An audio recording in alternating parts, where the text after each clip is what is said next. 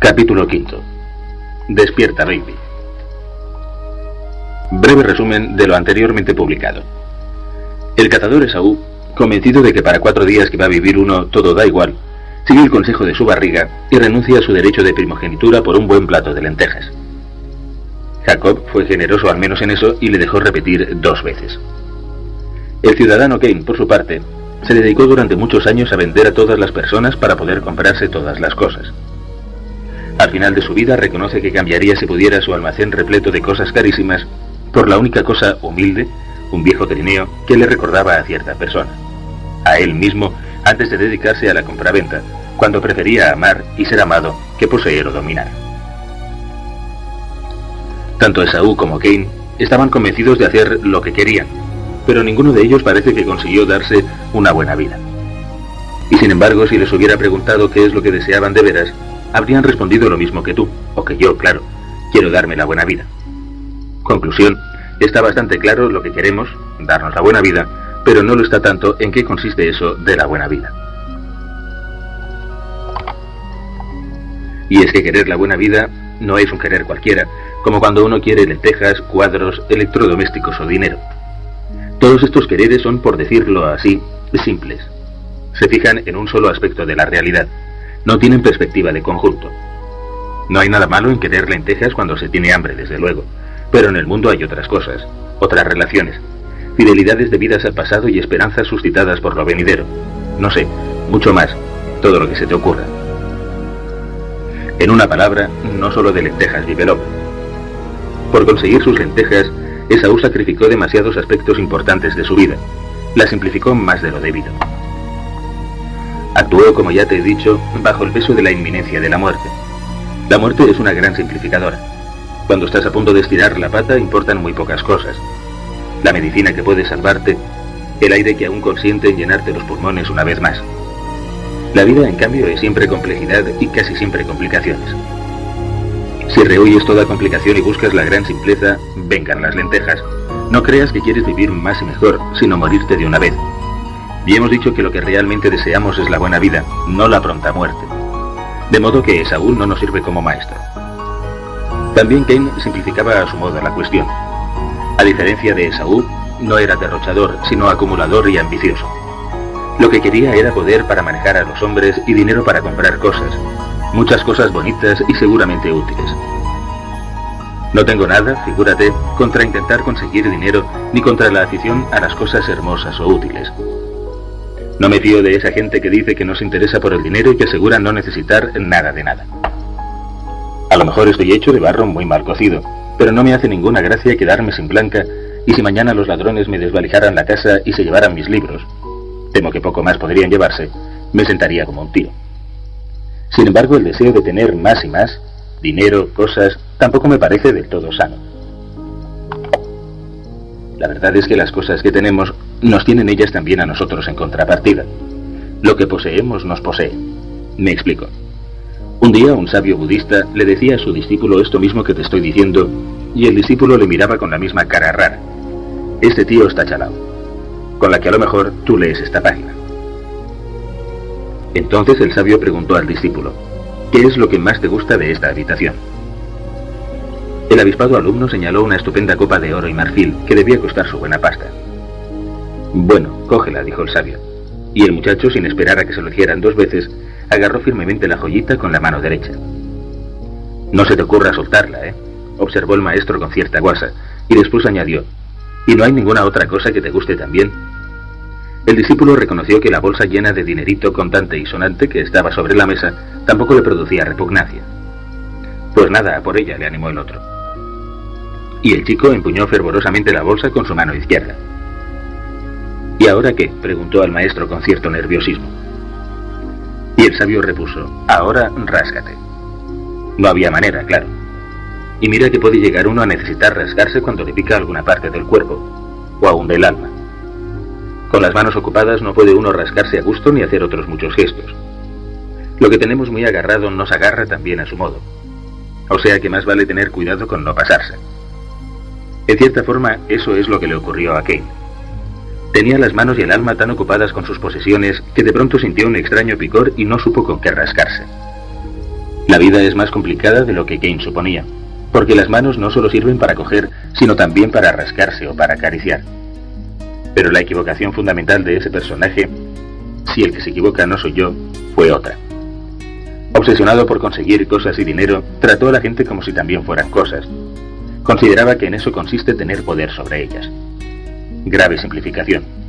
La mayor complejidad de la vida es precisamente esa, que las personas no son cosas. Al principio no encontró dificultades. Las cosas se compran y se venden, y Kane compró y vendió también personas. De momento no le pareció que hubiese gran diferencia. Las cosas se usan mientras sirven y luego se tiran. Kane hizo lo mismo con los que le rodeaban y se diría que todo marchaba bien. Tal como poseía las cosas, Kane se propuso poseer personas, dominarlas, manejarlas a su gusto. Así se portó con sus amantes, con sus amigos, con sus empleados, con sus rivales políticos, con todo bicho viviente. Desde luego hizo mucho daño a los demás, pero lo peor desde su punto de vista, el punto de vista de alguien que suponemos quería darse buena vida, ya sabes, es que se fastidió seriamente a sí mismo. Intentaré aclararte esto porque me parece de la mayor importancia. Desengáñate. De una cosa, aunque sea la mejor cosa del mundo, solo pueden sacarse cosas. Nadie es capaz de dar lo que no tiene, ¿verdad? Ni mucho menos nada puede dar más de lo que es. Las lentejas son útiles para quitar el hambre, pero no ayudan a aprender francés, por ejemplo. El dinero, por su parte, sirve para casi todo y, sin embargo, no puede comprar una verdadera amistad. A fuerza de pasta se consigue servilismo, compañía de gorrones o sexo mercenario, pero nada más. Vamos, que a un vídeo le puede prestar a otro vídeo una pieza, pero no puede darle un beso. Si los hombres fuésemos simples cosas, con lo que las cosas pueden darnos nos bastaría. Pero esa es la complicación de que te hablaba, que como no somos puras cosas, necesitamos cosas que las cosas no tienen. Cuando tratamos a los demás como cosas, a la manera en que lo hacía Kane, lo que recibimos de ellos son también cosas. Al estrujarlos sueltan dinero. Nos sirven, como si fueran instrumentos mecánicos. Salen, entran, se frotan contra nosotros o sonríen cuando apretamos el debido botón. Pero de este modo nunca nos darán esos dones más sutiles que solo las personas pueden dar. No conseguiremos así ni amistad, ni respeto, ni mucho menos amor. Ninguna cosa, ni siquiera un animal, porque la diferencia entre su condición y la nuestra es demasiado grande, puede brindarnos esa amistad, respeto, amor. En resumen, esa complicidad fundamental que solo se da entre iguales y que a ti o a mí o a Kane, que somos personas, no nos pueden ofrecer más que otras personas a las que tratemos como a tales. Lo del trato es importante, porque ya hemos dicho que los humanos nos humanizamos unos a otros. Al tratar a las personas como a personas y no como a cosas, es decir, al tomar en cuenta lo que quieran o lo que necesitan y no solo lo que puedo sacar de ellas, estoy haciendo posible que me devuelvan lo que solo una persona puede darle a otra. A Kane se le olvidó este pequeño detalle y de pronto, pero demasiado tarde, se dio cuenta de que tenía de todo salvo lo que nadie más que otra persona puede dar: aprecio sincero o cariño espontáneo, o simple compañía inteligente. Como a Kane nunca nada pareció importarle salvo al dinero, a nadie le importaba nada de Kane salvo su dinero.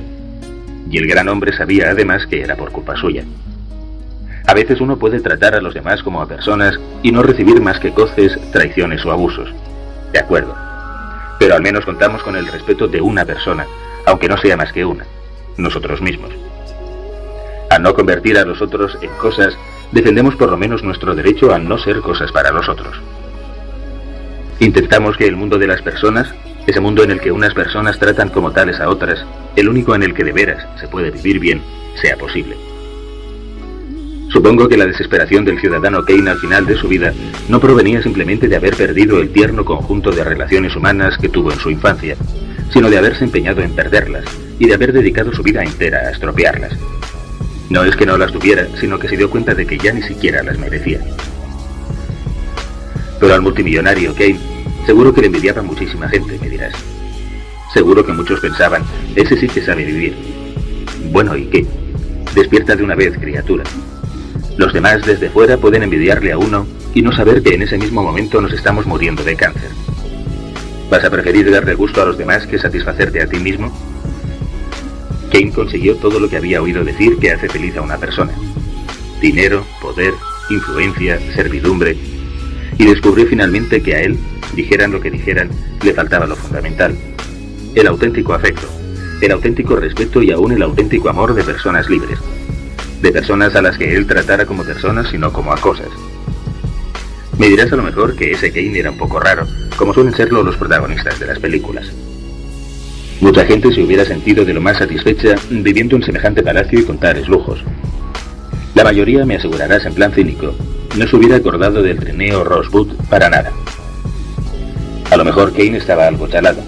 Mira que sentirse desgraciado con tantas cosas como tenía. Y yo te digo que dejes a la gente en paz y que solo pienses en ti mismo. La buena vida que tú quieres es algo así como la de Kane. ¿Te conformas con el plato de lentejas de Esaú? No respondas demasiado deprisa. Precisamente la ética lo que intenta es averiguar en qué consiste en el fondo, más allá de lo que nos cuentan o de lo que vemos en los anuncios de la tele, esa dichosa buena vida que nos gustaría pegarnos. A estas alturas ya sabemos que ninguna buena vida puede prescindir de las cosas. Nos hacen falta lentejas que tienen mucho hierro, pero aún menos puede pasarse de personas. A las cosas hay que manejarlas como a cosas y a las personas hay que tratarlas como a personas. De este modo las cosas nos ayudarán en muchos aspectos y las personas en uno fundamental, que ninguna cosa puede suplir, el de ser humanos. Se trata de una chaladura mía o del ciudadano Kane. A lo mejor ser humanos no es cosa importante porque queramos o no ya lo somos sin remedio. Pero se puede ser humano cosa o humano humano. Humano simplemente preocupado en ganarse las cosas de la vida, todas las cosas, cuanto más cosas mejor, y humano dedicado a disfrutar de la humanidad vivida entre personas. Por favor, no te rebajes. Deja las rebajas para los grandes almacenes, que es lo suyo. Estoy de acuerdo en que muchos a primera vista no le conceden demasiada importancia a lo que estoy diciendo. ¿Son de fiar? ¿Son los más listos o simplemente los que menos atención le prestan al asunto más importante, a su vida? Se puede ser listo para los negocios o para la política y un solemne borrico para cosas más serias, como lo de vivir bien o no. Kane era enormemente listo en lo que se refería al dinero y la manipulación de la gente, pero al final se dio cuenta de que estaba equivocado en lo fundamental. Metió la pata en donde más le convenía acertar. Te repito una palabra que me parece crucial para este asunto. Atención. No me refiero a la atención del búho, que no habla pero se fija mucho, según el viejo chiste, ya sabes, sino a la disposición a reflexionar sobre lo que se hace y a intentar precisar lo mejor posible el sentido de esa buena vida que queremos vivir.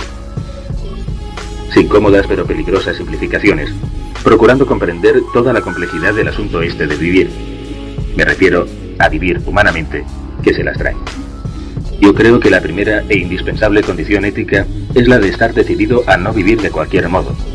Estar convencido de que no todo da igual, aunque antes o después vayamos a morirnos. Cuando se habla de moral, la gente suele referirse a esas órdenes y costumbres que suelen respetarse, por lo menos aparentemente, y a veces sin saber muy bien por qué. Pero quizá el verdadero intríngulis no esté en someterse a un código o en llevar la contraria a lo establecido, que es también someterse a un código pero al revés, sino en intentar comprender. Comprender por qué ciertos comportamientos nos convienen y otros no. Comprender de qué va la vida y qué es lo que puede hacerla buena para nosotros los humanos. Ante todo, nada de contentarse con ser tenido por bueno, con quedar bien ante los demás, con que nos den aprobado.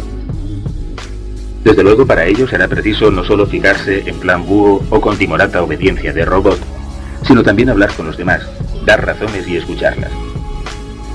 Pero el esfuerzo de tomar la decisión tiene que hacerlo cada cual en solitario. Nadie puede ser libre por ti. De momento te dejo dos cuestiones para que vayas rumiando. La primera es esta. ¿Por qué está mal lo que está mal? Y la segunda es todavía más bonita. ¿En qué consiste lo de tratar a las personas como a personas? Si sigues teniendo paciencia conmigo, intentaremos empezar a responder en los dos próximos capítulos. Vete leyendo. Es la debilidad del hombre lo que le hace sociable. Son nuestras comunes miserias las que inclinan nuestros corazones a la humanidad. Si no fuésemos hombres, no le deberíamos nada. Todo apego es un signo de insuficiencia. Si cada uno de nosotros no tuviese ninguna necesidad de los demás, ni siquiera pensaría en unirse a ellos. Así de nuestra misma deficiencia nace nuestra frágil dicha. Un ser verdaderamente feliz es un ser solitario. Solo Dios goza de una felicidad absoluta. Pero ¿quién de nosotros tiene idea de cosa semejante? Si alguien imperfecto pudiese bastarse a sí mismo, ¿de qué gozaría según nosotros? Estaría solo, sería desdichado. Yo no concibo que quien no tiene necesidad de nada pueda amar algo, y no concibo que quien no ame nada pueda ser feliz. Jean-Jacques Rousseau, Emilio. Jean-Jacques, J-E-A-N-J-A-C-Q-U-E-S, Rousseau, R-O-U-S-S-E-A-U. En efecto, por lo que respecta a aquellos cuya atareada pobreza ha usurpado el nombre de riqueza, tienen su riqueza como nosotros decimos que tenemos fiebre, siendo así que es ella la que nos tiene cogidos. Séneca, Cartas a Lucilio. Como la razón no exige nada que sea contrario a la naturaleza, exige por consiguiente que cada cual se ame a sí mismo, busque su utilidad propia, lo que realmente le sea útil, apetezca todo aquello que conduce realmente al hombre a una perfección mayor, y en términos absolutos, que cada cual se esfuerce cuanto está en su mano para conservar su ser. Y así nada es más útil al hombre que el hombre. Quiero decir que nada pueden desear los hombres que sea mejor para la conservación de su ser que el concordar todos en todas las cosas, de suerte que las almas de todos formen como una sola alma, y sus cuerpos como un solo cuerpo, esforzándose todos a la vez, cuanto puedan, en conservar su ser, y buscando todos a una la común utilidad, de donde se sigue que los hombres que se guían por la razón, es decir, los hombres que buscan su utilidad bajo la guía de la razón, no apetecen para sí nada que no deseen para los demás hombres y por ello son justos, dignos de confianza y honestos. Spinoza, Ética. Capítulo 6. Aparece Pepito Grillo. ¿Sabes cuál es la única obligación que tenemos en esta vida? Pues no ser imbéciles. Las palabras imbécil es más sustanciosa de lo que parece, no te vayas a creer. Viene del latín baculus, que significa bastón. El imbécil es el que necesita bastón para caminar. Que no se enfaden con nosotros los cojos ni los ancianitos, porque el bastón al que nos referimos no es el que se usa muy legítimamente para ayudar a sostenerse y dar pasitos a un cuerpo quebrantado por algún accidente o por la edad. El imbécil puede ser todo lo ágil que se quiera y dar brincos como una gacela olímpica, y no se trata de eso. Si el imbécil cojea, no es de los pies, sino del ánimo. Es su espíritu el debilucho y cojitranco, aunque su cuerpo pegue unas volteretas de órdago. Hay imbéciles de varios modelos. A elegir. A. El que cree que no quiere nada. El que dice que todo le da igual. El que vive en un perpetuo bostezo o en siesta permanente, aunque tenga los ojos abiertos y no ronque. B. El que cree que lo quiere todo. Lo primero que se le presenta y lo contrario de lo que se le presenta. Marcharse y quedarse. Bailar y estar sentado. Masticar ajos y dar besos sublimes. Todo a la vez. C. El que no sabe lo que quiere ni se molesta en averiguarlo. Imita los quereres de sus vecinos o les lleva la contraria porque sí. Todo lo que hace está dictado por la opinión mayoritaria de los que le rodean. Es conformista sin reflexión o rebelde sin causa. D. El que sabe que quiere y sabe lo que quiere y más o menos sabe por qué lo quiere, pero lo quiere flojito, con miedo o con poca fuerza. A fin de cuentas termina siempre haciendo lo que no quiere y dejando lo que quiere para mañana a ver si entonces se encuentra más entonado. E. El que quiere con fuerza y ferocidad, en plan bárbaro, pero se ha engañado a sí mismo sobre lo que es la realidad. Se despista enormemente y termina confundiendo la buena vida con aquello que va a hacerle polvo. Todos estos tipos de imbecilidad necesitan bastón. Es decir, necesitan apoyarse en cosas de fuera, ajenas, que no tienen nada que ver con la libertad y la reflexión propias. Siento decirte que los imbéciles suelen acabar bastante mal, crea lo que crea la opinión vulgar. Cuando digo que acaban mal, no me refiero a que terminen en la cárcel o fulminados por un rayo. Eso solo suele pasar en las películas. Sino que te aviso de que suelen fastidiarse a sí mismos y nunca logran vivir la buena vida, esa que tanto nos apetece a ti y a mí. Y todavía siento más tener que informarte qué síntomas de imbecilidad solemos tener casi todos. Vamos, por lo menos yo me los encuentro un día sí y otro también. Ojalá a ti te vaya mejor en el invento. Conclusión, alerta, en guardia. La imbecilidad acecha y no perdona. Por favor, no vayas a confundir la imbecilidad de la que te hablo con lo que a menudo se llama ser imbécil, es decir, ser tonto, saber pocas cosas. no entender la trigonometría o ser incapaz de aprenderse el subjuntivo del verbo francés aimer. Uno puede ser imbécil para las matemáticas, mea culpa, y no serlo para la moral, es decir, para la buena vida. Y al revés, los hay que son linces para los negocios y unos perfectos cretinos para las cuestiones de ética. Seguro que el mundo está lleno de premios Nobel, listísimos en lo suyo, pero que van dando tropezones y bastonazos en la cuestión que aquí nos preocupa. Desde luego, para evitar la imbecilidad, en cualquier campo, es preciso prestar atención, como ya hemos dicho en el capítulo anterior, y esforzarse todo lo posible por aprender. En estos requisitos coinciden la física o la arqueología y la ética. Pero el negocio de vivir bien no es lo mismo que el de saber cuántos son 2 y 2. Saber cuántos son 2 y 2 es cosa preciosa, sin duda, pero al imbécil moral no es esa sabiduría la que puede librarle del gran batacazo. Por cierto, ahora que lo pienso, ¿cuántos son 2 y 2? Lo contrario de ser moralmente imbécil es tener conciencia. Pero la conciencia no es algo que le toque a uno en una tómbola ni que nos caiga del cielo. Por supuesto, hay que reconocer que ciertas personas tienen desde pequeñas mejor oído ético que otras y un buen gusto moral espontáneo, pero este oído y ese buen gusto puede afirmarse y desarrollarse con la práctica, lo mismo que el oído musical y el buen gusto estético. ¿Y si alguien carece en absoluto de semejante oído o buen gusto en cuestiones de buen vivir? Pues chico, mal remedio le veo a su caso. Uno puede dar muchas razones estéticas basadas en la historia, la armonía de formas y colores, en lo que quieras, para justificar que un cuadro de Velázquez tiene mayor mérito artístico que un cromo de las tortugas ninja. Pero si después de mucho hablar alguien dice que prefiere el cromito a las meninas, no sé cómo vamos a arreglárnoslas para sacarle de su error.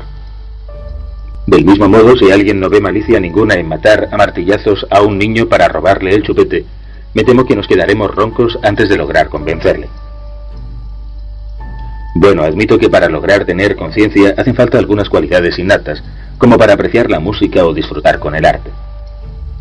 Y supongo que también serán favorables ciertos requisitos sociales y económicos, pues a quien se ha visto desde la cuna privado de lo humanamente más necesario, es difícil exigirle la misma facilidad para comprender lo de la buena vida que a los que tuvieron mejor suerte.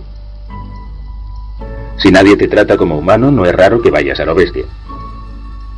Pero una vez concedido ese mínimo, creo que el resto depende de la atención y el esfuerzo de cada cual. ¿En qué consiste esa conciencia que nos curará de la imbecilidad moral? Fundamentalmente en los siguientes rasgos. A. Saber que no todo da igual porque queremos realmente vivir y además vivir bien, humanamente bien. B.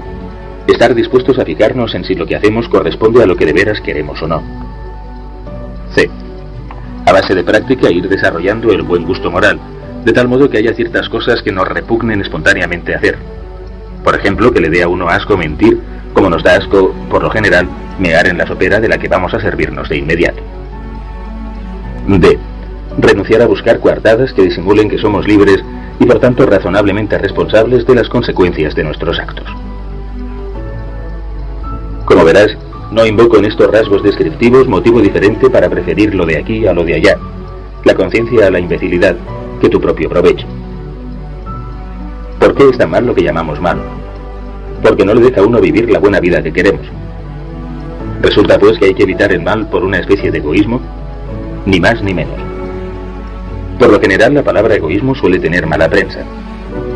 Se llama egoísta a quien solo piensa en sí mismo y no se preocupa por los demás, hasta el punto de fastidiarles tranquilamente si con ello obtiene algún beneficio. En este sentido diríamos que el ciudadano Kane era un egoísta, o también Calígula, aquel emperador romano capaz de cometer cualquier crimen por satisfacer el más simple de sus caprichos. Estos personajes y otros parecidos suelen ser considerados egoístas, incluso monstruosamente egoístas, y desde luego no se distinguen por lo exquisito de su conciencia ética ni por su empeño en evitar hacer el mal. De acuerdo, pero ¿son tan egoístas como parece estos llamados egoístas? ¿Quién es el verdadero egoísta? Es decir, ¿quién puede ser egoísta sin ser imbécil? La respuesta me parece obvia. El que quiere lo mejor para sí mismo. ¿Y qué es lo mejor? Pues eso que hemos llamado buena vida. ¿Se dio buena vida a Kane? Si hemos de creer lo que nos cuenta Orson Welles, no parece. Se empeñó en tratar a las personas como si fueran cosas y de este modo se quedó sin los regalos humanamente más apetecibles de la vida, como el cariño sincero de los otros o su amistad sin cálculo. Y Calígula no digamos. Vaya vida que se infligió el pobre chico. Los únicos sentimientos sinceros que consiguió despertar en su prójimo fueron el terror y el odio.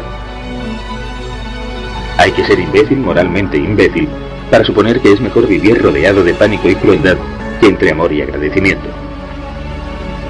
Para concluir, al despistado de Calígula se lo cargaron sus propios guardias, claro. Menuda birria de egoísta estaba hecho si lo que quiso es darse la buena vida a base de fechorías.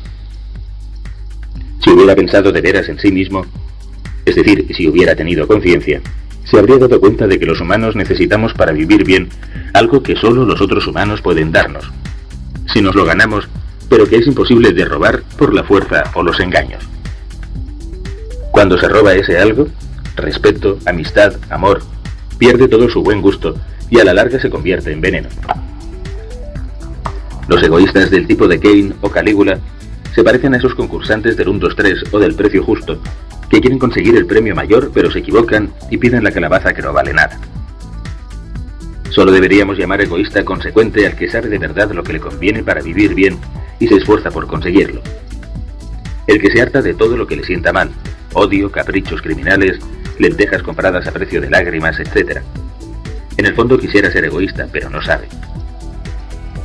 Pertenece al gremio de los imbéciles y habría que recetarle un poco de conciencia para que se amase mejor a sí mismo. Porque el pobrecillo, aunque sea un pobrecillo millonario o un pobrecillo emperador, cree que se ama a sí mismo, pero se fija tan poco en lo que de veras le conviene que termina portándose como si fuese su peor enemigo.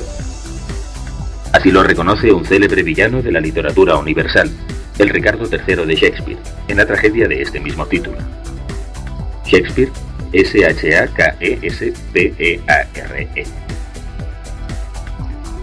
Para llegar a convertirse en rey, el conde de Gloucester, G-L-O-U-C-E-S-T-E-R, que finalmente será coronado como Ricardo III, elimina a todos los parientes varones que se interponen entre el trono y él, incluyendo hasta los niños.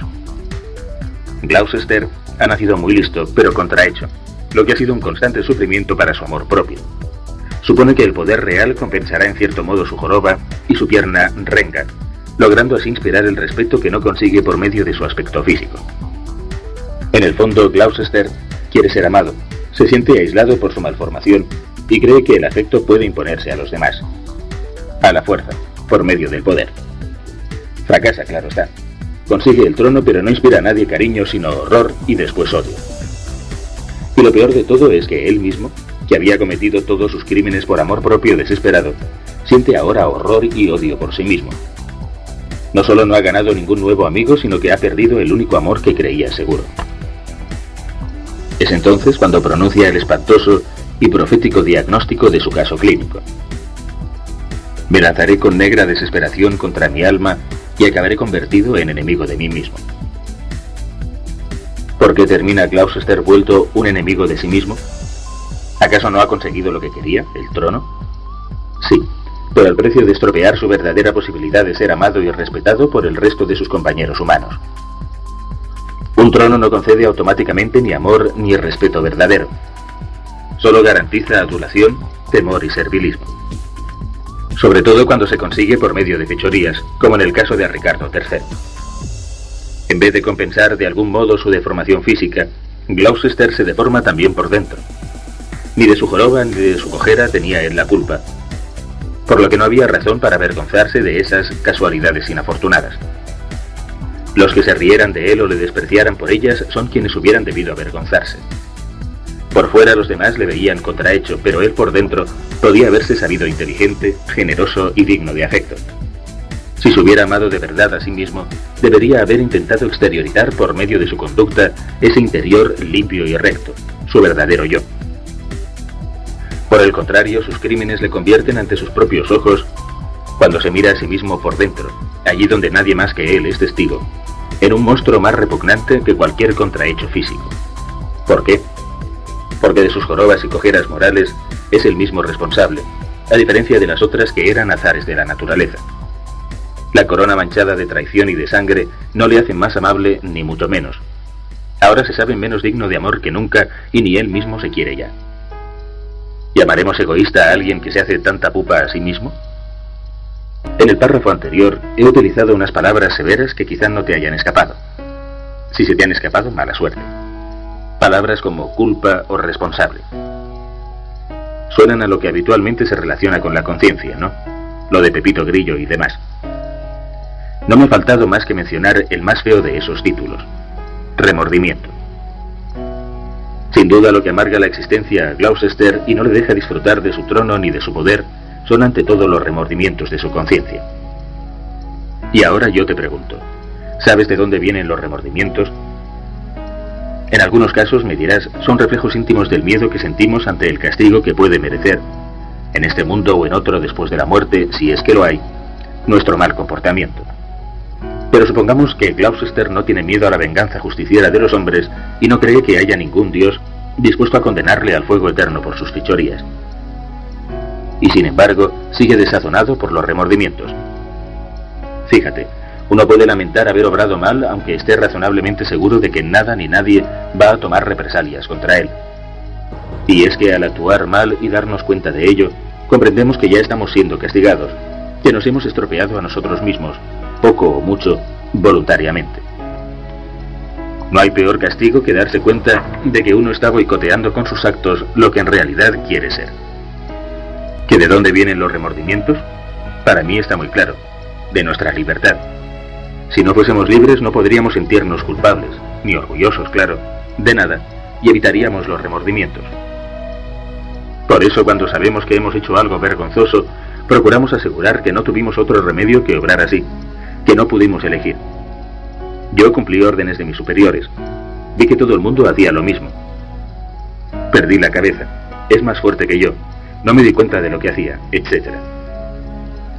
Del mismo modo, el niño pequeño, cuando se cae al suelo y se rompe el tarro de mermelada que intentaba coger de lo alto de la estantería, grita lloroso: yo no he sido. Lo grita precisamente porque sabe que ha sido él. Si no fuera así, ni se molestaría en decir nada, y quizá hasta se riese y todo. En cambio, si ha dibujado algo muy bonito, enseguida proclamará: lo he hecho yo solito, nadie me ha ayudado.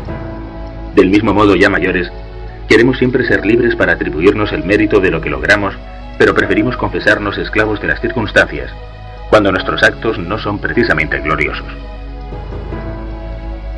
Despachemos con viento fresco al pelmazo de Pepito Grillo.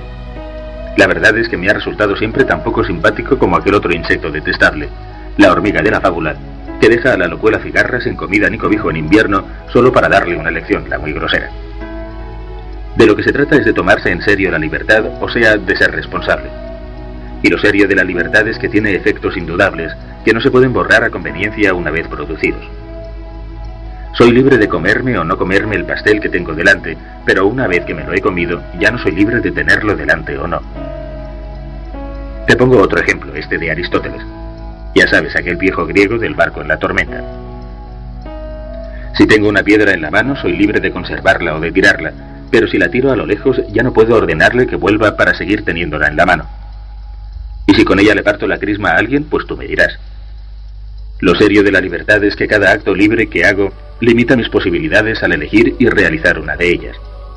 Y no vale la trampa de esperar a ver si el resultado es bueno o malo antes de asumir si soy o no su responsable.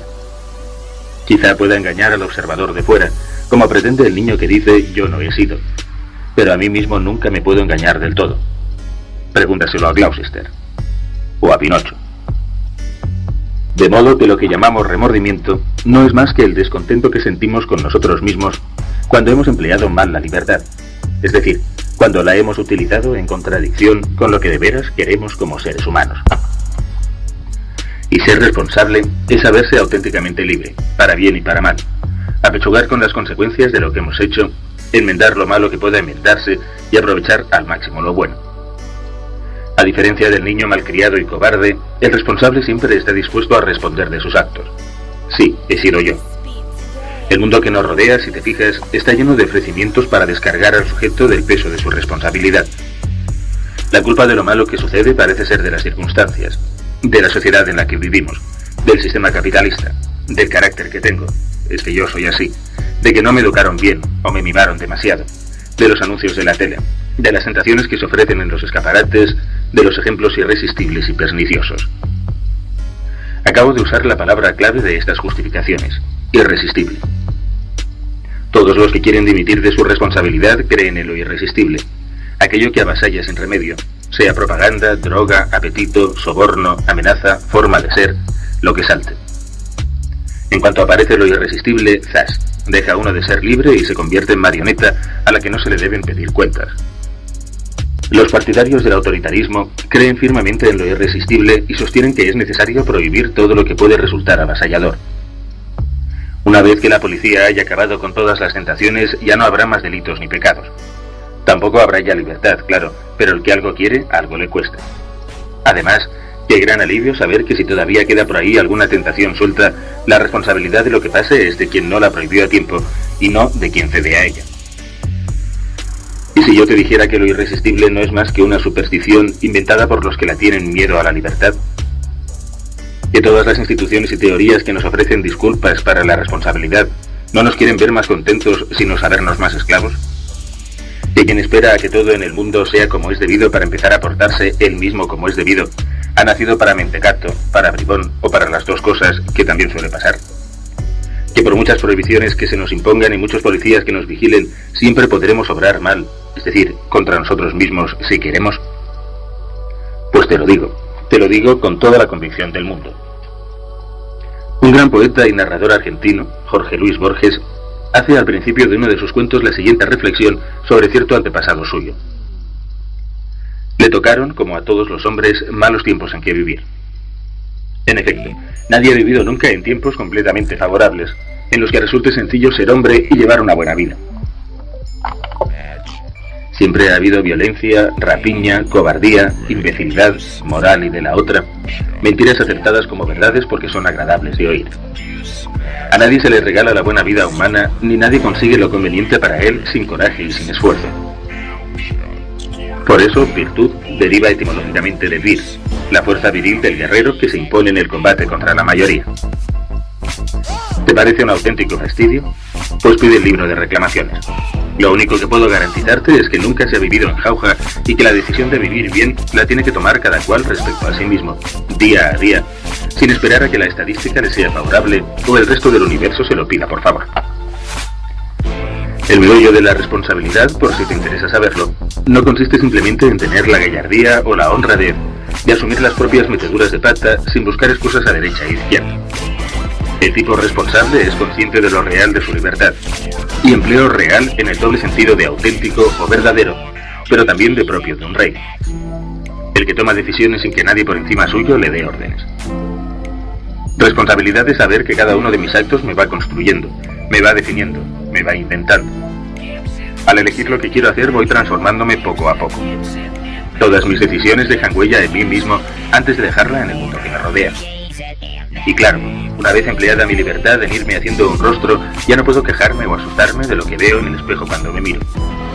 Si obro bien cada vez me será más difícil obrar mal, y al revés, por desgracia. Por eso lo ideal es ir cogiendo el vicio de vivir bien. Cuando al protagonista de la película del oeste le dan la oportunidad de que dispare al villano por la espalda, él dice: yo no puedo hacer eso. Todos entendemos lo que quiere decir. Disparar lo que se dice disparar sí que podría, pero no tiene semejante costumbre. Por algo es el bueno de la historia. Quiere seguir siendo fiel al tipo que ha elegido ser, al tipo que se ha fabricado libremente desde tiempo atrás. Perdona si este capítulo me ha salido demasiado largo, pero es que me he entusiasmado un poco y además tengo tantas cosas que decirte. Lo dejaremos aquí y cogeremos fuerzas porque mañana me propongo hablarte de en qué consiste eso de tratar a las personas como a personas. Es decir, con realismo o si prefieres, con bondad. Vete leyendo. Oh, cobarde conciencia, cómo me afliges. La luz despide resplandores azulencos. Es la hora de la medianoche mortal. Un sudor frío empapa mis temblorosas carnes. ¿Cómo? ¿Tengo miedo de mí mismo? Aquí no hay nadie. Ricardo ama a Ricardo. Eso es. Yo soy yo. ¿Hay aquí algún asesino? No. Sí, yo. Huyamos, pues. ¿Cómo? ¿De mí mismo? Valiente razón. ¿Por qué? Del miedo a la venganza. ¿Cómo? De mí mismo contra mí mismo. Yo me amo. ¿Por qué causa? ¿Por el escaso bien que me he hecho a mí mismo? No. Ay de mí. Más bien debería odiarme por las infames acciones que he cometido. Soy un miserable. Pero miento. Eso no es verdad. Loco, habla bien de ti. Loco, no te adules. Mi conciencia tiene millares de lenguas y cada lengua repite su historia particular, y cada historia me condena como un miserable. El perjurio. El perjurio en el más alto grado. El asesinato.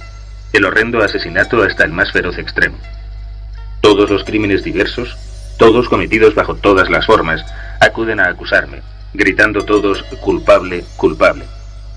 Me desesperaré. No hay criatura humana que me ame. Y si muero, ningún alma tendrá piedad de mí. ¿Y por qué había de tenerla, si yo mismo no he tenido piedad de mí? William Shakespeare, La tragedia de Ricardo III. No hagas a los otros lo que no quieras que te hagan a ti, es uno de los principios más fundamentales de la ética. Pero es igualmente justificado afirmar todo lo que hagas a otros te lo haces también a ti mismo. Erich Fromm, Ética y Psicoanálisis. Todos, cuando favorecen a otros, se favorecen a sí mismos. Y no me refiero al hecho de que el socorrido querrá socorrer y el defendido proteger, o que el buen ejemplo retorna, describiendo un círculo, hacia el que lo da, como los malos ejemplos recaen sobre sus autores y ninguna piedad alcanza a aquellos que padecen injurias después de haber demostrado con sus actos que podían hacerse, sino a que el valor de toda virtud radica en ella misma, ya que no se practica en orden al premio. La recompensa de la acción virtuosa es haberla realizado. Séneca, Cartas a Lucilio. Capítulo 7. Ponte en su lugar. Robinson Crusoe, C-R-U-S-O-E, pasea por una de las playas de la isla en que una inoportuna tormenta, con su correspondiente naufragio, le ha confinado. Lleva su loro al hombro y se protege del sol gracias a la sombrilla fabricada con hojas de palmera que le tiene justificadamente orgulloso de su habilidad. Piensa que dadas las circunstancias no puede decirse que se las haya arreglado del todo mal. Ahora tiene un refugio en el que guarecerse de las inclemencias del tiempo y del asalto de las fieras. Sabe dónde conseguir alimento y bebida. Tiene vestidos que le abriguen y que él mismo se ha hecho con elementos naturales de la isla.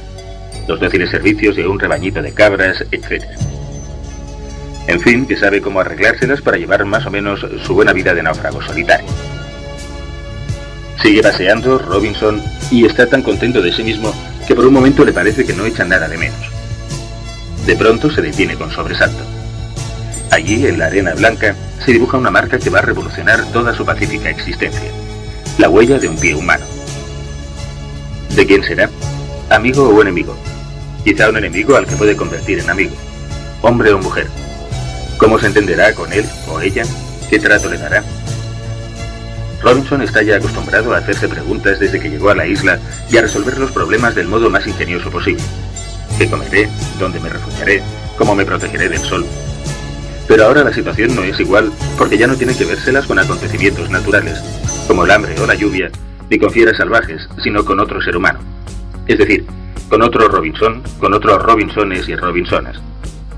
Ante los elementos o las bestias, Robinson ha podido comportarse sin atender a nada más que a su necesidad de supervivencia.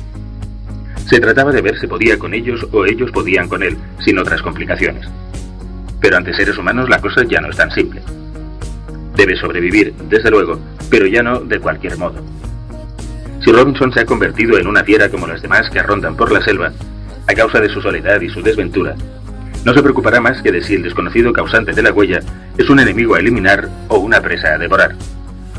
Pero si aún quiere seguir siendo un hombre, entonces se las va a ver no ya con una presa o un simple enemigo, sino con un rival o un posible compañero, en cualquier caso con un semejante.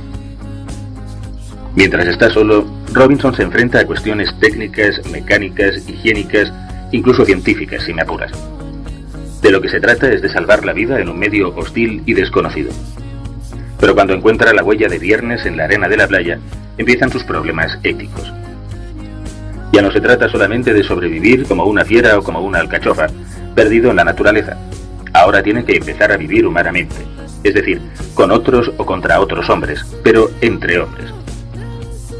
Lo que hace humana a la vida es el transcurrir en compañía de humanos, hablando con ellos, pactando y mintiendo, siendo respetado o traicionado, amando, haciendo proyectos y recordando el pasado, desafiándose, organizando juntos las cosas comunes, jugando, intercambiando símbolos, La ética no se ocupa de cómo alimentarse mejor o de cuál es la manera más recomendable de protegerse del frío, ni de qué hay que hacer para vadear un río sin ahogarse. Cuestiones todas ellas sin duda muy importantes para sobrevivir en determinadas circunstancias. Lo que a la ética le interesa, lo que constituye su especialidad, es cómo vivir bien la vida humana, la vida que transcurre entre humanos. Si uno no sabe cómo arreglárselas para sobrevivir en los peligros naturales, pierde la vida, lo cual sin duda es un fastidio grande. Pero si uno no tiene ni idea de ética, lo que pierde o malgasta es lo humano de su vida, y eso francamente tampoco tiene ninguna gracia. Antes te dije que la huella en la arena anunció a Robinson la proximidad comprometedora de un semejante. Pero vamos a ver, ¿hasta qué punto era Viernes semejante a Robinson? Por un lado, un europeo del siglo XVII, poseedor de los conocimientos científicos más avanzados de su época, educado en la religión cristiana, familiarizado con los mitos homéricos y con la imprenta. Por otro, un salvaje caníbal de los mares del sur, sin más cultura que la tradición oral de su tribu, creyente en una religión politeísta y desconocedor de la existencia de las grandes ciudades contemporáneas como Londres o Ámsterdam. Todo era diferente del uno al otro. Color de la piel, aficiones culinarias, entretenimientos. Seguro que por las noches ni siquiera sus sueños tenían nada en común. Y sin embargo, pese a tantas diferencias, también había entre ellos rasgos fundamentalmente parecidos, semejanzas esenciales que Robinson no compartía con ninguna fiera ni con ningún árbol o manantial de la isla. Para empezar, ambos hablaban aunque fuese en lenguas muy distintas. El mundo estaba hecho para ellos de símbolos y de relaciones entre símbolos y no de puras cosas sin nombre.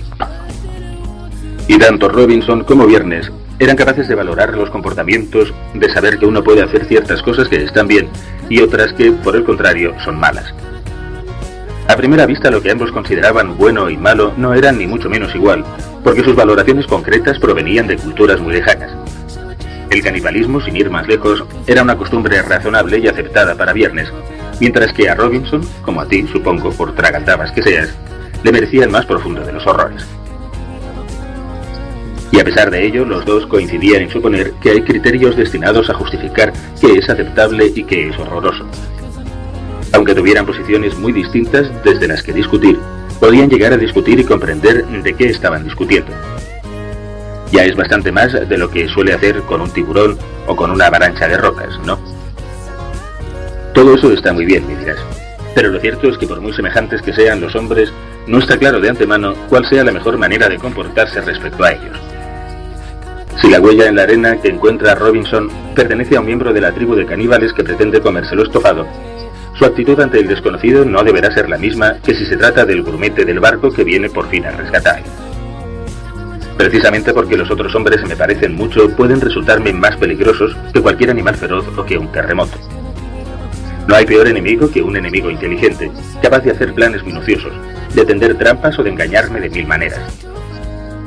Quizá entonces lo mejor sea tomarles la delantera y ser uno el primero en tratarles por medio de violencia o emboscadas, como si ya fuesen efectivamente esos enemigos que pudieran llegar a ser.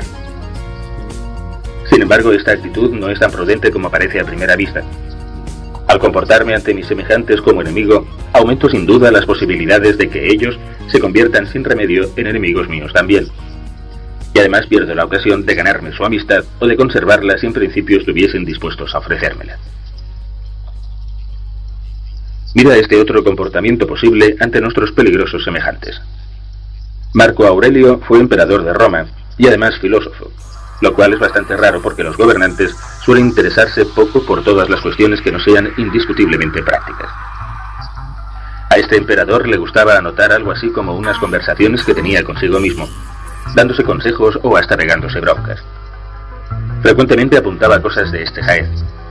Acudo a la memoria, no al libro, de modo que no te lo tomes al pie de la letra. Al levantarte hoy, piensa que a lo largo del día te encontrarás con algún mentiroso, con algún ladrón, con algún adúltero, con algún asesino. Y recuerda que has de tratarles como a hombres, porque son tan humanos como tú, y por tanto te resultan tan imprescindibles como la mandíbula inferior lo es para la superior. Para Marco Aurelio, lo más importante respecto a los hombres no es si su conducta me parece conveniente o no, sino que, en cuanto a humanos, me convienen, y eso nunca debo olvidarlo al tratar con ellos. Por malos que sean, su humanidad coincide con la mía y la refuerza. Sin ellos yo podría quizá vivir, pero no vivir humanamente. Aunque tenga algún diente postizo y 2 o 3 con caries, siempre es más conveniente a la hora de comer contar con una mandíbula inferior que ayude a la superior. Y es que esa misma semejanza en la inteligencia, en la capacidad de cálculo y proyecto, en las pasiones y los miedos, eso mismo que hace tan peligrosos a los hombres para mí cuando quieren serlo, los hace también supremamente útiles. Cuando un ser humano me viene bien, nada puede venirme mejor. A ver, ¿qué conoces tú que sea mejor que ser amado? Cuando alguien quiere dinero, o poder, o prestigio, ¿acaso no apetece esas riquezas para poder comprar la mitad de lo que cuando uno es amado recibe gratis? ¿Y quién me puede amar de verdad sino otro ser como yo, que funcione igual que yo, que me quiera en tanto que humano y a pesar de ello? Ningún bicho, por cariñoso que sea, puede darme tanto como otro ser humano, incluso aunque sea un ser humano algo antipático. Es muy cierto que a los hombres debo tratarlos con cuidado, por si acaso. Pero ese cuidado no puede consistir, ante todo, en recelo o malicia, sino en el miramiento que se tiene al manejar las cosas frágiles. Las cosas más frágiles de todas, porque no son simplemente cosas. Ya que el vínculo de respeto y amistad con los otros humanos es lo más precioso del mundo para mí, que también lo soy. Cuando me las vea con ellos debo tener principal interés en resguardarlo y hasta mimarlo, si me apuras un poco. Y ni siquiera a la hora de salvar el pellejo es aconsejable que olvide por completo esta prioridad. Marco Aurelio, que era emperador y filósofo, pero no imbécil, sabía muy bien lo que tú también sabes, que hay gente que roba, que miente y que mata. Naturalmente no suponía que por aquello de llevarse bien con el prójimo hay que favorecer semejantes conductas, pero tenía bastante claras 2 cosas que me parecen muy importantes. Primera, que quien roba, miente, traiciona, viola, mata o abusa de cualquier modo de uno, no por ello deja de ser humano. Aquí el lenguaje es engañoso porque el acuñar el título de infamia, ese es un ladrón, aquella una mentirosa, tal otro un criminal, nos hace olvidar un poco que se trata siempre de seres humanos que sin dejar de serlo, se comportan de manera poco recomendable. Y quien ha llegado a ser algo detestable, como sigue siendo humano, aún puede volver a transformarse de nuevo en lo más conveniente para nosotros, lo más imprescindible. Segunda, una de las características principales de todos los humanos es nuestra capacidad de imitación. La mayor parte de nuestro comportamiento y de nuestros gustos la copiamos de los demás. Por eso somos tan educables y vamos aprendiendo sin cesar los logros que conquistaron otras personas en tiempos pasados o latitudes remotas. En todo lo que llamamos civilización, cultura, etc., hay un poco de invención y muchísimo de imitación. Si no fuésemos tan copiones, constantemente cada hombre debería empezarlo todo desde cero. Por eso es tan importante el ejemplo que damos a nuestros congéneres sociales. Es casi seguro que en la mayoría de los casos nos tratarán tal como se vean tratados. Si repartimos a troche y moche enemistad, aunque sea disimuladamente, no es probable que recibamos a cambio cosa mejor que más enemistad. Ya sé que por muy buen ejemplo que llegue a dar uno, los demás siempre tienen a la vista demasiados malos ejemplos que imitar. ¿Para qué molestarse, pues, y renunciar a las ventajas inmediatas que sacan a menudo los canallas? Marco Aurelio te contestaría: ¿te parece prudente aumentar el ya crecido número de los malos, de los que poco realmente positivo puedes esperar, y desanimar a la minoría de los mejores que en cambio tanto pueden hacer por tu buena vida? ¿No es más lógico sembrar lo que intentas cosechar en lugar de lo opuesto, aun a sabiendas de que la cizaña puede estropear tu cosecha? ¿Prefieres portarte voluntariamente al modo de tanto loco como hay suelto, en lugar de defender y mostrar las ventajas de la cordura? Pero estudiemos un poco más de cerca lo que hacen esos que llamamos malos, es decir, los que tratan a los demás humanos como enemigos en lugar de procurar su amistad. Seguro que recuerdas la película Frankenstein, interpretada por ese entrañable monstruo de monstruos que fue Boris Karloff. Karloff, K-A-R-L-O-F-F. Intentamos verla juntos en la tele cuando eras bastante pequeñajo y tuve que apagar, porque según me dijiste con elegante franqueza, me parece que empieza a darme demasiado miedo. Bueno, pues en la novela de Mary W. Shelley, Mary M-A-R-Y, Shelley S-H-E-L-L-E-Y, en la que se basa la película, la criatura hecha de remiendos de cadáveres hace esta confesión a su ya arrepentido inventor: soy malo porque soy desgraciado. Tengo la impresión de que la mayoría de los supuestos malos que corren por el mundo podrían decir lo mismo cuando fuesen sinceros. Si se comportan de manera hostil y despiadada con sus semejantes es porque sienten miedo, o soledad, o porque carecen de cosas necesarias que otros muchos poseen. Desgracias, como verás. O porque padecen la mayor desgracia de todas, la de verse tratados por la mayoría sin amor ni respeto, tal como le ocurría a la pobre criatura del doctor Frankenstein, a la que solo un ciego y una niña quisieron mostrar amistad. No conozco gente que sea mala de puro feliz, ni que martirice al prójimo como señal de alegría. Todo lo más, hay bastantes que para estar contentos necesitan no enterarse de los padecimientos que abundan a su alrededor, y de algunos de los cuales son cómplices. Pero la ignorancia, aunque esté satisfecha de sí misma, ahora bien, si cuanto más feliz y alegre se siente alguien, menos ganas tendrá de ser malo. ¿No será cosa prudente intentar fomentar todo lo posible la felicidad de los demás, en lugar de hacerles desgraciados y por tanto propensos al mal? El que colabora en la desdicha ajena o no hace nada para ponerle remedio, se la está buscando. Que no se queje luego de que haya tantos malos sueltos. A corto plazo, tratar a los semejantes como enemigos o como víctimas puede parecer ventajoso. El mundo está lleno de pillines o de descarados canallas que se consideran sumamente astutos cuando sacan provecho de la buena intención de los demás y hasta de sus desventuras. Francamente, no me parecen tan listos como ellos se halagan en creer. La mayor ventaja que podemos obtener de nuestros semejantes no es la posesión de más cosas, o el dominio sobre más personas tratadas como cosas, como instrumentos, sino la complicidad y afecto de más seres libres. Es decir, la ampliación y refuerzo de mi humanidad. ¿Y eso para qué sirve?, preguntará el pillo, creyendo alcanzar el colmo de la astucia. A lo que tú puedes responderle: no sirve para nada de lo que tú piensas. Solo los siervos sirven, y aquí ya te he dicho que estamos hablando de seres libres. El problema del canalla es que no sabe que la libertad no sirve ni gusta de ser servida, sino que busca contagiarse. Tiene mentalidad de esclavo, el pobrecillo, por muy rico en cosas que se considere a sí mismo. Y suspira luego el canalla, ahora ya tembloroso y reducido a simple pillín. Si yo no me aprovecho de los otros, seguro que son los otros los que se aprovechan de mí. Es una cuestión de ratones esclavos y leones libres, con las debidas reverencias para ambas especies zoológicas de mi mayor consideración. Diferencia número 1 entre el que ha nacido para ratón y el que ha nacido para león. El ratón pregunta: ¿qué me pasará? Y el león: ¿qué haré? Número 2. El ratón quiere obligar a los demás a que le quieran para así ser capaz de quererse a sí mismo, y el león se quiere a sí mismo por lo que es capaz de querer a los demás. Número 3. El ratón está dispuesto a hacer lo que sea contra los demás para prevenir lo que los demás pueden hacer contra él, mientras que el león considera que hace a favor de sí mismo todo lo que hace a favor de los demás. Ser ratón o ser león, he aquí la cuestión. Para el león está bastante claro, tenebrosamente claro, como diría el poeta Antonio Machado, que el primer perjudicado cuando intento perjudicar a mis semejantes soy precisamente yo mismo, y en lo que tengo de más valioso, de menos servil.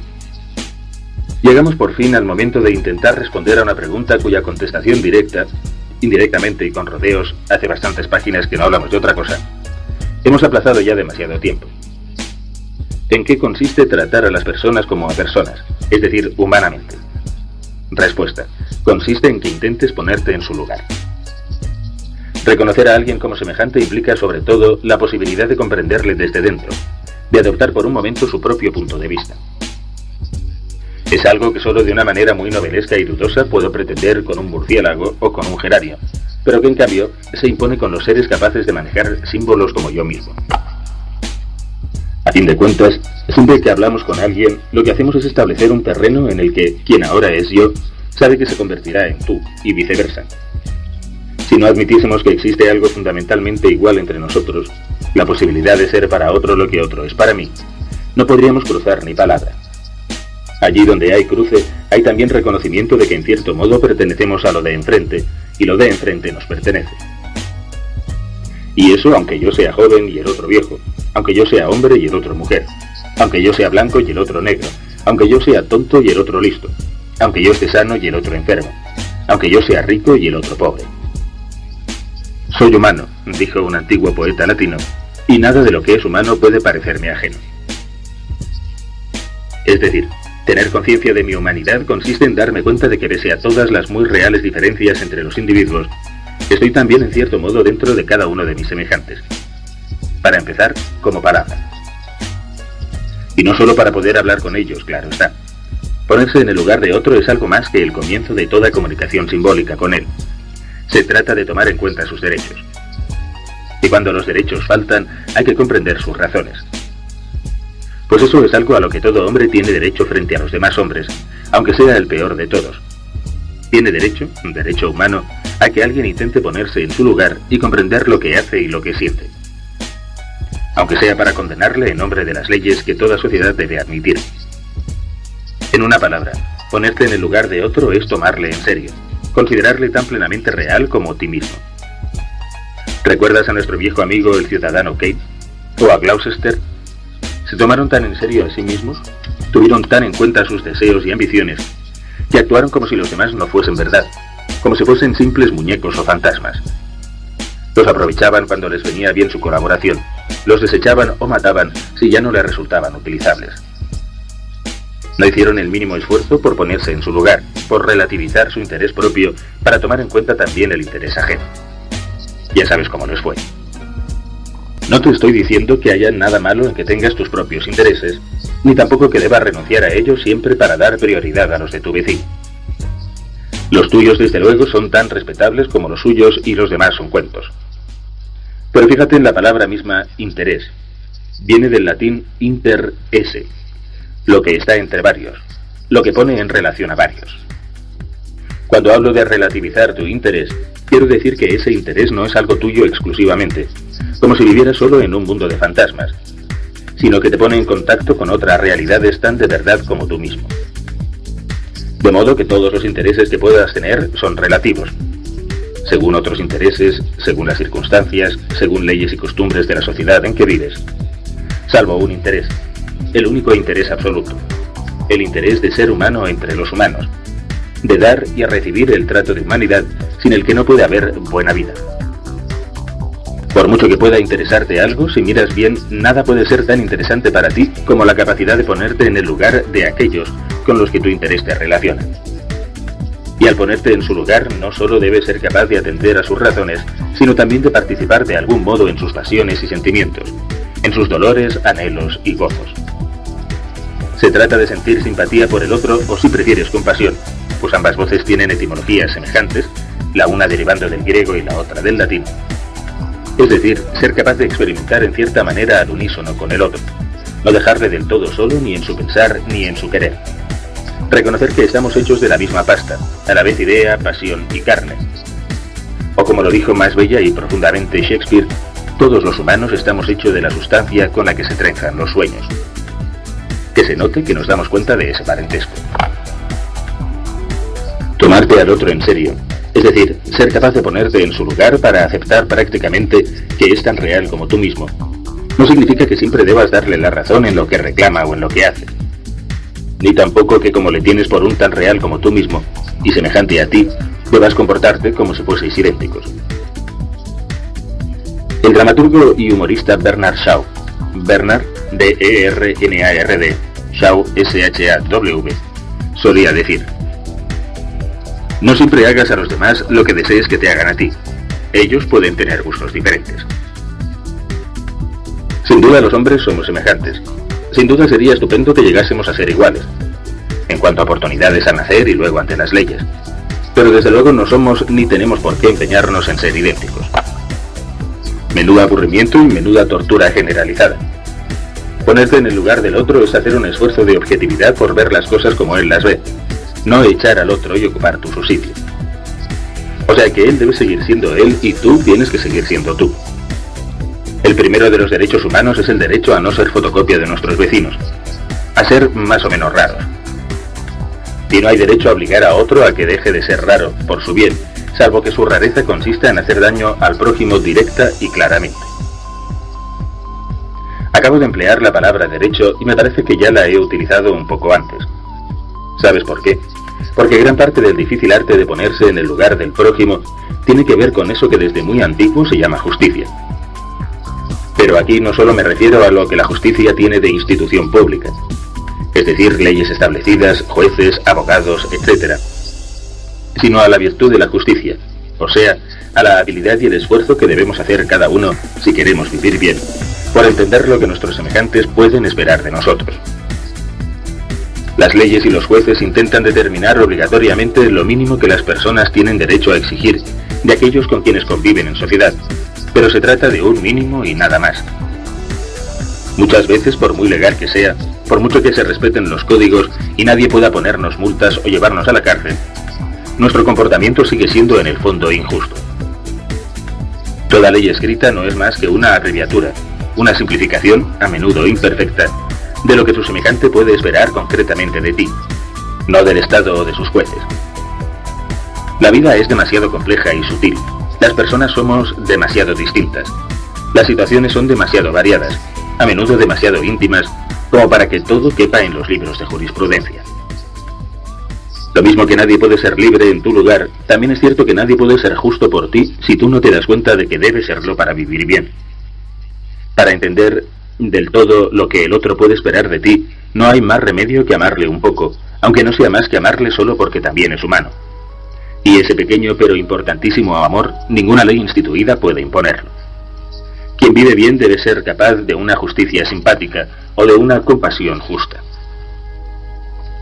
Vaya, me ha salido otro capítulo larguísimo, pero tengo la excusa de que este es el capítulo más importante de todos. Lo fundamental de la ética de la que quiero hablarte, he intentado decirlo en estas últimas páginas. Me atrevería a pedirte, si no estás demasiado harto, lo leyeras otra vez antes de pasar más adelante. Aunque si no lo haces porque estás algo cansado, bueno, me pongo en tu lugar. Vete leyendo.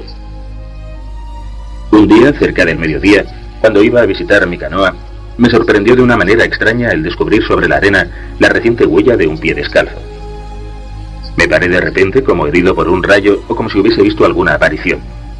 Escuché, dirigí la vista alrededor mío, pero nada vi, no oí nada. Daniel Defoe, D-E-F-O-E, Aventuras de Robinson Crusoe. Toda vida verdadera es encuentro. Martin Buber, yo y tú. Unido con sus semejantes por el más fuerte de todos los vínculos, el de un destino común, el hombre libre encuentra que siempre lo acompaña una nueva visión que proyecta sobre toda tarea cotidiana la luz del amor. La vida del hombre es una larga marcha a través de la noche, rodeado de enemigos invisibles, torturado por el cansancio y el dolor, hacia una meta que pocos pueden esperar alcanzar y donde nadie puede detenerse mucho tiempo. Uno tras otro, a medida que avanzan, nuestros camaradas se alejan de nuestra vista, atrapados por las órdenes silenciosas de la muerte omnipotente. Muy breve es el lapso durante el cual podemos ayudarlos, en el que se decide su felicidad o su miseria. Ojalá nos corresponda derramar luz solar en su senda, iluminar sus penas con el bálsamo de la simpatía, darles la pura alegría de un afecto que nunca se cansa, fortalecer su ánimo desfalleciente, inspirarles fe en horas de desesperanza. Bertrand Russell, Misticismo y Lógica. Bertrand, B-E-R-T-R-A-N-D, Russell, R-U-S-S-E-L-N. Nunca hubo adepto de la virtud y enemigo del placer tan triste y tan rígido como para predicar las vigilias, los trabajos y las austeridades, sin ordenar al mismo tiempo dedicarse con todas sus fuerzas a aliviar la pobreza y la miseria de los otros. Todos estiman que incluso hay que glorificar, con el título de humanidad, el hecho de que el hombre es para el hombre salvación y consuelo, puesto que es esencialmente humano, y ninguna virtud es tan propia del hombre como esta: suavizar lo más posible las penas de los otros, hacer desaparecer la tristeza, devolver la alegría de vivir, es decir, el placer. Tomás Moro, Utopía.